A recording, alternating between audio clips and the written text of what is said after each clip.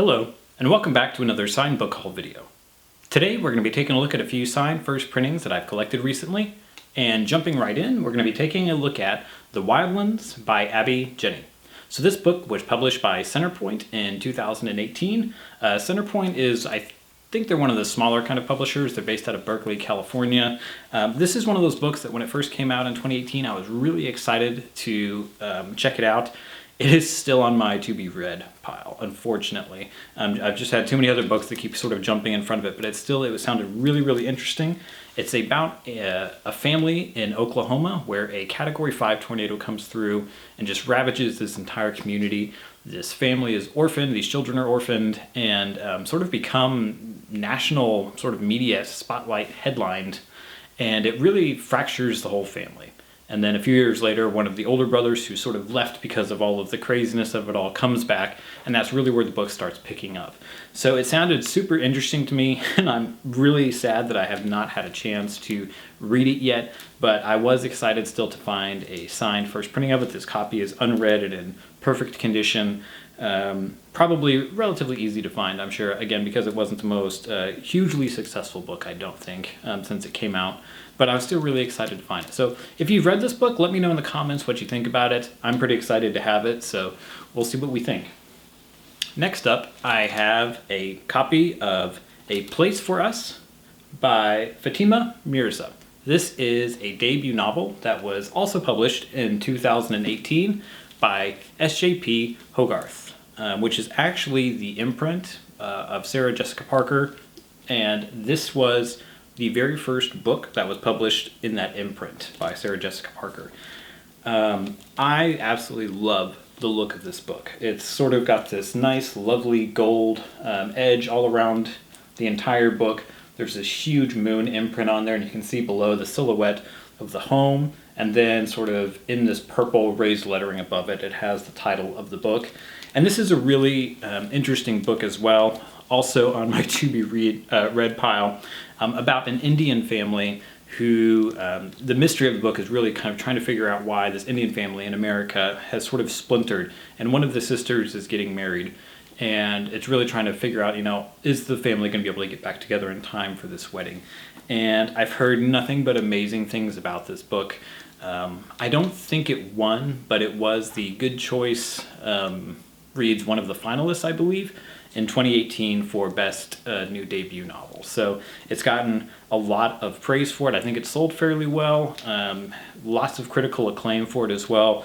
I think it's actually even becoming a fairly collectible book to locate. So I'm really excited to dig into this one. I don't know if we'll actually read this exact copy of it, but it's still, I was really excited to find this one. So again, if this is one that you have read, let me know in the comments below what your thoughts were on it.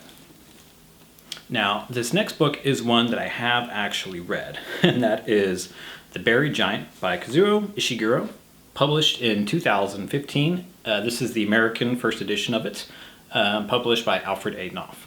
Now, traditionally, Ishiguro, if you're not familiar, he is the Nobel Prize-winning author of, just completely spacing on the names of those, what were they? The Remains of the Day and Never Let Me Go, which were two hugely successful books. I believe each of them sold well north of 1 million copies each. They turned into very successful films. He is a huge, well-renowned, critically acclaimed author. This book is, I think, technically still the most current book that he has done, and it came in with sort of, I think, some very mixed reviews for the author. It's a very different style of book. It's set in sort of the dark ages of Britain after the death of King Arthur, and the voice and style of the book, it's hard to describe, but it has a very sort of archaic, almost fable-like quality to it that takes a little bit, I think, when you're first starting to read the book, takes a little bit of time to sort of get into that voice. And once you do, though, if you can be patient and sort of survive that first sort of 30-40 pages where you're trying to get that feel for the book, it is well worth it. This was one of the best books that I read last year, so I read it a little late after it came out, of course, but I loved it. This was in my top 5 books that came out last year. Now, traditionally, if I'm going to get a signed first printing of a book, I want to get it from the country that the author is from. So if you're collecting books, that's generally the more desirable copies of it. But this American copy, I fell in love with it. I love the style with the green and the gold and the black, And this book also has painted edges on all sides of the book, which I absolutely love. I'm a sucker for any book that has painted edges on it. In particular, I love black painted edges, so coincidentally this one has been painted black. And the book itself too, it's got this lovely map on the inside, and then the sort of, I don't even know how to describe it, almost like a model design around the spine, and then a green with this black imprinted emblem here on the cover. It's just a really, really lovely looking book. And a copy of it is actually fairly collectible already. Most copies of a signed first printing of a book like this traditionally go for about $75 to $150, depending on the condition. I found this copy for about $15 and gobbled it up, just because I've never seen one that cheap. This is a little bit beat up. It's got the edges of the book are kind of pressed in a little bit. There's some creases to the dust jacket, a few scrapes on the edge painting. It's definitely far from a perfect copy, so I am going to eventually need to probably go in and update this copy at some point, but still at the price when I found it, and it was such a wonderful book that I absolutely loved, I had to get it. So I was really excited to find it. If you have not read this book, highly, highly recommend it. You may need to be a little bit patient with it, but once you get into it, I think you'll find it is a really amazing book. Now, this next book is My Absolute Darling by Gabriel Tallent. This is one of those books that I don't know that tons and tons of people have read. It was published by Riverhead Books in 2017. Was it Yes, it is Riverhead Books. And it is the debut novel of Gabriel Tallent, and I've been anxiously awaiting his next book since this one came out in 2017. This book, I would put this into my top 5 favorite books that I've read in the last 5 or 10 years. This is a really, really good book. It's one of those books that has drawn, I think, both a lot of love and literary respect for, while also a lot of people that sort of passionately dislike this book. It is a very grim, dark book that it's going to stir emotions for you one way or the other when you're reading it. I found it, I just couldn't put the book down when I was reading it. It really stuck with me.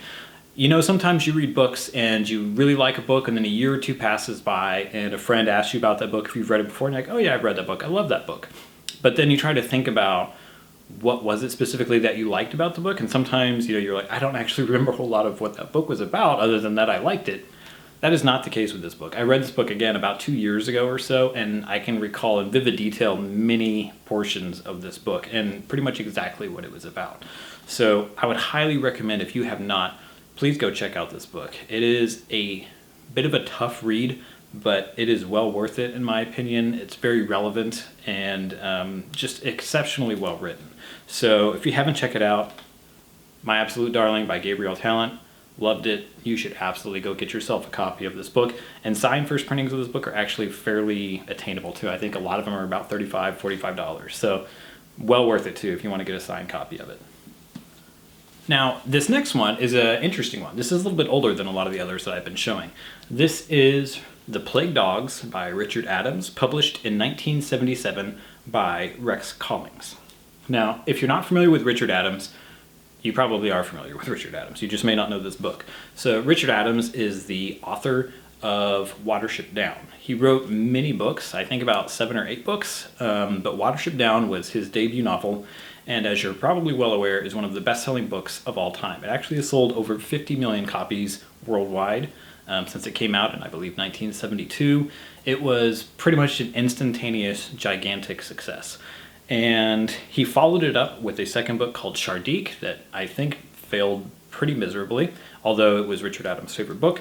And then this was his third book, which was really actually a bit of a callback to Watership Down. It's about these 2 dogs that are in a animal testing facility, and they're being injected with all these different types of things. They actually get injected with the plague and eventually manage to escape the testing facility, where then of course everyone is after these dogs because they're trying to get them back and contain them. So it's again kind of very reminiscent of Watership Down. It's about these animals on this journey. The whole world, it feels like, is out to kill them. And yeah, that sounds a lot like Watership Down, but a really, really excellent book. I think if you enjoyed Watership Down, you'll enjoy The Plague Dogs. A lot of Richard Adams' books spread a very wide and diverse groups of genres and styles, but if you appreciate Watership Down, you're probably going to appreciate this one as well. And kind of coincidentally, in the late 70s, there was also a cartoon of Watership Down that I think actually helped with both the book's success and kind of its notoriety, as it traumatized millions of kids that watched it. But if you liked the cartoon of Watership Down, they actually also did a cartoon for the Plague Dogs, made by the exact same director and film crew. So if you liked that cartoon, you'll probably like this one. This book, this is actually the British first printing of it because, again, he was a British author, so I wanted to get that. It's in pretty much fine condition. It has a little bit of fading here on the spine, but otherwise, this is a really nice copy of the book. I had to get this one from Sweden, and I kind of want to explain why. So what makes this copy particularly interesting is that it is an inscribed copy. It's inscribed to Jan Broberg, with all good wishes, from Richard Adams in the Isle of Man, which is kind of a coincidence, from July of 1978. So it's an inscribed copy, but with this copy, there's also a letter that I have here. Unfortunately, this is not the original letter. This is a copy of the letter, but I'm just going to go ahead and read it because it's kind of an interesting little insight into Richard Adams. Dated the 11th of March, 1977. Dear Mr. Broberg, thank you for your letter dated 26th February. I would very much like to give you an interview. There is nothing I would like more. Can you come to the Isle of Man to do it? I must explain that I cannot come to England at present for financial reasons. Therefore, if we are to meet, it must be here. You can fly from Heathrow to the Isle of Man within 1 hour. I would be delighted to meet you and to put you up for the night if you wish. Alternatively, you can fly back in the evening of the same day. I have a great friend who lives here, a Swedish lady, the widow of an Englishman. I'm sure she would be delighted to meet you and to talk. Telephone me if you wish, but please come. Yours sincerely, Richard Adams. So there's some really interesting snippets to that letter. First off, hearing about him being in the Isle of Man and for financial reasons, not even being able to go back to England, and really being in a bit of a poor financial situation, which is interesting coming from the fact that at this point Watership Down was a hugely wide, successful book. But unfortunately for Richard Adams, everything I've read and researched, it doesn't sound like he actually ever ended up seeing huge amounts of money despite the insane amount of success that Watership Down had. So it's just an interesting kind of snippet behind the scenes. And Mr. Broberg was actually an investigative reporter who lived in Sweden. And so that's, I believe, where the connection is and why they were trying to do an interview. So it's an interesting thing. That's actually one of the main reasons why I wanted to get the copy. It's not really an association copy because it's not anyone deeply connected to the author, but it's still just kind of an interesting copy that has a little bit of backstory that I think you wouldn't sort of otherwise have known about Richard Adams if you hadn't seen this particular copy of the book.